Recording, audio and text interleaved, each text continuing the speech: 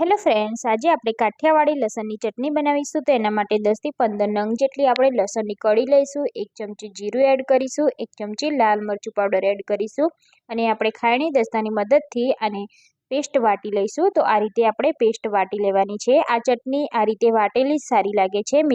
મિક્સરમાં પીસવાથી ચટણીનો ટેસ્ટ સારો નથી આવતો, એટલે આ રીતે વાટી લેવાની. હવે તેનો વઘાર કરીશું. તો 2 થી 3 ચમચી તેલમાં આપણે 1 ચમચી જીરું એડ કરી આપણે જે લસણની ચટણી વાટેલી છે તેને આપણે એડ કરી દઈશું અને તેલમાં સરસ રીતે તેને સોતે કરી લેવાનું છે. તો હવે ખાયણી દસ્તામાં આપણે થોડું પાણી એડ કરી આપણે 3 થી 4 ચમચી જેટલું પાણી એડ કરી દઈશું અને પાણીને આપણે સરસ રીતે બળવા દેવાનું છે. તો હવે આપણે મસાલા કરીશું. તો એના માટે આપણે 1 ચમચી કાશ્મીરી લાલ મરચું પાવડર, 1 ચમચી આપણે જીરા પાવડર અને અડધી ચમચી આપણે મીઠું એડ કરીશું અને સરસ રીતે હલાવી દઈશું.